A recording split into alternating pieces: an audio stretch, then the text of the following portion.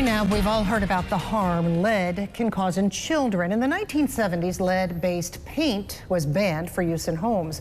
And now, with the new lead and copper rule mandated by the U.S. Environmental Protection Agency, drinking water is under the microscope.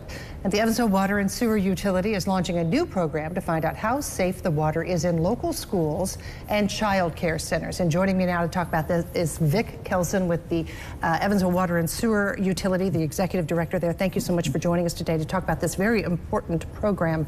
Now, as I understand it, this is a chance to test the water in schools, elementary schools and daycares. How are you going to go about doing that? That's right. Under the Safe Drinking Water Act, one of the requirements of the recent lead and copper rule improvements is that we do testing of all the schools and as many daycare facilities as we possibly can to ensure that there isn't lead in the water.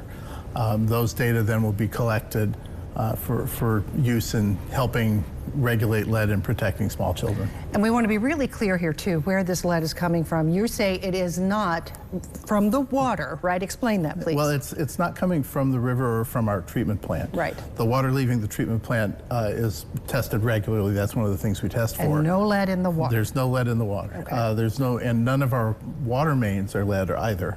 Okay. So if you have lead, there are two places it can come from. One is the service line, which is the pipe that goes from our water main to your house.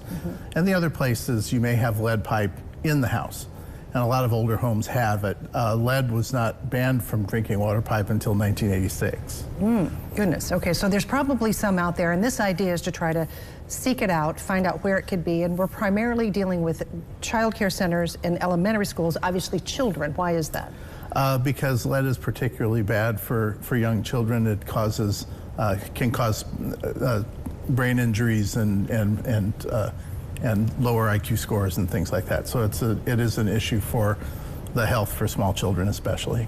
Now, if a reading comes back that it's high in a particular daycare, let's say, what happens next? What do you do? Well, we will arrange to retest to make sure that the test is representative, and at that point, the next step would be to find out where it's coming from. That's typically up to the customer or the owner of the property to figure out where the lead is coming from. It could be the service line, as I said. It could be lead pipe inside of the building. It could be older copper pipe that has solder that has lead in it. That's slightly soluble in the water, and then it gets onto the customers. And we want to be clear on this too. Some of this you're talking about private property infrastructure, in basically. A lot of cases, that the city, even though you're a city utility, if you find it in there, the city, what will the city do? Well, we will let everyone know what we found. So every part of this program is to let them know. Let them know, and then the cleanup is up to the homeowner or the daycare, the operator of That's right, yes. Okay, all right. So what are we asking, what are you wanting daycares and elementary schools to do at this point? Well, at this point, Saturday, we're having a community conversation about lead with educators, operators of daycare facilities, and hopefully parents of small children as well will be interested. This is at 10 o'clock Saturday morning at the Sunrise Pump Station. We chose Saturday morning because it's a day when a lot of those folks would be available. Okay. And we're going to be there to explain exactly what the testing program is, how it would work, that there's no cost to them for any of the testing. It's simply to collect the data right now and make sure that we know where we may have problems.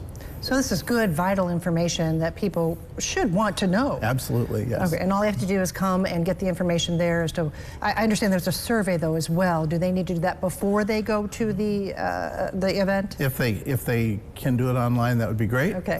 If not, they can also do it once they're there. Yes. Okay, great. And we have all of that information on our website at tristatehomepage.com, or you can also go to the EWSU website with all the information about how to be involved in this really informative survey that is vital to our kids' health. That's very important, yes. All right. Thank you, Vic Kelson, Thank the you. Executive Director of the Evansville Water and Sewer Utility.